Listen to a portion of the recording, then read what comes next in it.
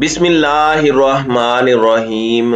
अस्सलामुअलैकुम नाज़रीन कराम, नई वीडियो में आपको खुश आमदीद कहते हैं। अब हुकूमत थोड़ी सी परेशान है और इस परेशानी अब अपनी तरफ से फिर दोबारा से वो वोट को इज्जत दो और आवाम के दरमियान एक कोशिश की जा रही है अपने आप को इनकलाबी साबित करने की। अदनान आदिल साहब ने ट्वीट लिखा कि अब मियाँ साहब ये चाहते हैं कि कोई हादसा हो जाए और वो मजलूमियत का कार्ड लेकर अवाम के अंदर आ जाएं। अब इसकी पहली बुनियाद रख दी गई है।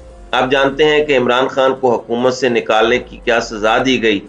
इमरान खान का कसूर सिर्फ और सिर्फ ये बनाया गया कि जी आप रूस क्यों गए, और यहाँ से कुछ जो बताने वाले थे उन्होंने अमेरिका को कन्वे ये किया कि हम नहीं जाना चाहते थे रूस, लेकिन ये इमरान खान का यकतरफा फैसला था, जिस पर इमरान खान कहते हैं कि मैं यहाँ से तमाम स्टेक होल्डर्स से पूछ कर गया, वहां जाके कॉल की जब ये हमला हो गया कि देखें अब हमें मुलाकात करनी चाहिए या नहीं करनी चाहिए।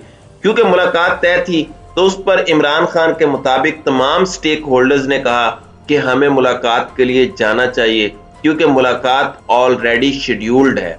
लेकिन उसके बाद खान साहब ने दो तीन बातें की थी। दो बातों में पहली बात यह थी कि क्योंकि उस वक्त तेल की कीमतें दुनिया में बहुत ज्यादा हो रही थीं, तो रूस ने पाकिस्तान को तकरीबन 30% डिस्काउंट पर तेल की ऑफर या बातचीत उनके दरमियान हुई। उस वक्त कोई मानने को तैयार नहीं था। सब ने कहा कि इमरान खान सियासी जुआ खेल रहे हैं, सियासत की बात कर रहे हैं। दूसरी बात थी गंदम से मुतालिक।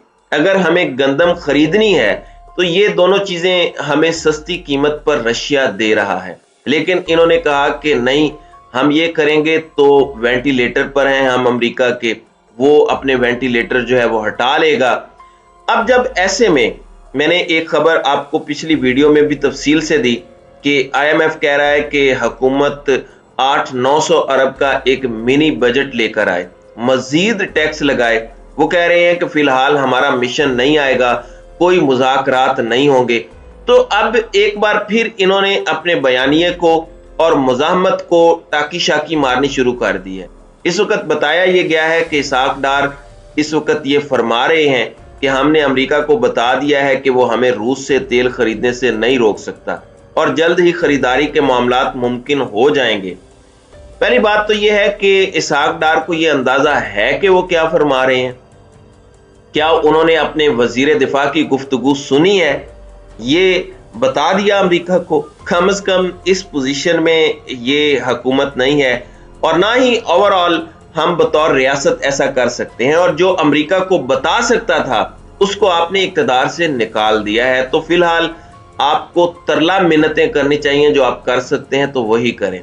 फिर उन्होंने कहा कि जी अमेरिका ने हमें कहा कि G20 ममालिक में हम इस इशू को लेकर जा रहे हैं और वहां पे हम तय करेंगे कि प्राइसेस क्या होने चाहिए और उससे ज्यादा रेट पर कोई ना बेचे और हम रेट्स तय करेंगे।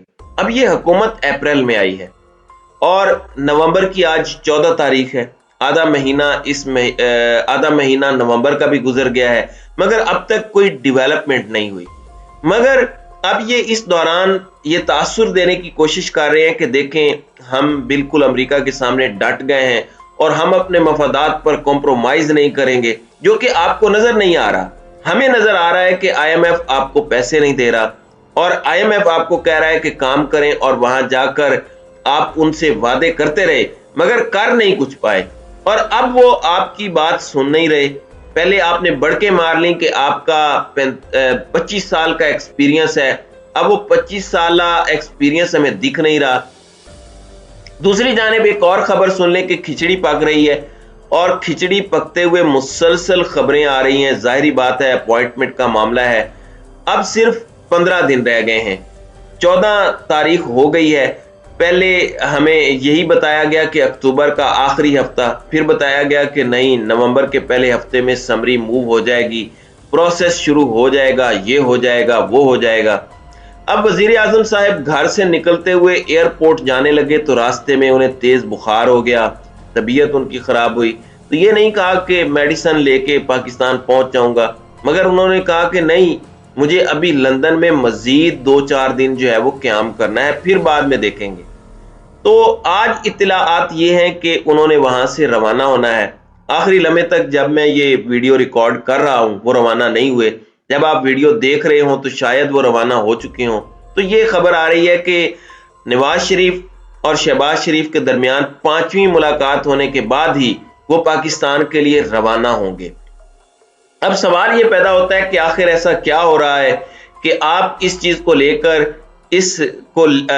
اس کو جو روانگی ہے وہ نہیں کر پا رہے۔ اب اس حوالے سے اپوائنٹمنٹ پر جو خبر ہے وہ خبر یہ ہے کہ چونکہ دونوں جانب سے وائس آرمی چیف کی باتیں ہو رہی ہیں، تو خبر یہ ہے کہ جس طرح میں نے آپ کو بتایا کہ اسٹیبلشمنٹ یہ سوچ رہی ہے اور اسٹیبلشمنٹ کے لوگ اس ڈیسیژن کے ساتھ ہیں، اور شاید 29 والی حکومت کی خواہش پوری نہ ہو، لیکن حکومت بھی ظاہری بات ہے ضد بنائے ہوئے ہے۔ وہ کہتے ہیں اگر ہم نے کرنا ہے تو ہم نے نمبر 1 کو ہی اپوائنٹ کرنا ہے، اور ہم یہ ایشو کریں گے، حکومت جاتی ہے تو جائے، اور جو سانحہ یا حادثہ وہ کروانا چاہتے ہیں وہ اس طرح کروا سکیں گے۔ اب خبر اس وقت یہ آئی ہے کہ حکومت نے یہ فیصلہ کیا ہے، چونکہ ریٹائر ہو جانا ہے 27 تاریخ کو جنرل عاصم منیر نے، اور 29 کو ریٹائر ہونا ہے جنرل باجوہ نے، تو یہ 2 دن کیسے گزارنے ہیں؟ کیا جنرل باجوہ سے استعفیٰ لینا ہے؟ کیا جنرل باجوہ کو جلدی ریٹائر کرنا ہے؟ کیا کرنا ہے؟ تو اب اطلاعات یہ آ رہی ہیں کہ حکومت نے کہا ہے کہ ٹھیک ہے، آپ یوں کریں کہ آپ وائس آرمی چیف لگائیں جنرل عاصم منیر کو، اور 29 تاریخ کو جب آپ ریٹائر ہو جائیں گے تو general Asim Munir vice army chief سے فل آرمی چیف بن جائیں گے، اور آپ کو ان کی ریٹائرمنٹ کے آرڈرز بھی نہیں نکالنے پڑیں گے اور آپ کو کچھ بھی نہیں کرنا پڑے گا۔ لیکن میں یہ بات کہوں گا کہ یہ نروز کی گیم ہے جو دونوں جانب سے کھیلی جا رہی ہے، دونوں اپنے گھوڑے دوڑا رہے ہیں۔ تو میں یہ لیٹسٹ ڈیولپمنٹ آپ سے شیئر کر رہا ہوں، جو یہی ہے کہ جنرل عاصم منیر کا نام وائس آرمی چیف کے لیے ریکمینڈ کر دیا گیا ہے حکومت کی جانب سے، اور وہ سمجھتے ہیں کہ یہ ایک ایسی چوائس ہے جس کو اسٹیبلشمنٹ استعمال کرے، اور ہم نے ہر صورت اپنی مرضی کا بندہ لانا ہے۔ اب اس لحاظ سے اگلا ہفتہ بڑا اہم ہے۔ 20 تاریخ تک امید ہے بہت ساری چیزیں کلیئر ہو جائیں گی، کیونکہ تب تک جنرل وسیم اشرف جو ہیں وہ بھی ریٹائر ہو چکے ہوں گے، اور سینیورٹی لسٹ جو ہے وہ بھی مکمل طور پر تبدیل ہو جائے گی۔ تو اس وقت دیکھیں گے کہ گورنمنٹ کیا کرتی ہے۔ تو ناظرین اکرام، آپ کی اس ویڈیو کے حوالے سے کیا رائے ہے؟ اب اپنی رائے کا اظہار کامنٹ سیکشن میں ضرور کیجیے گا۔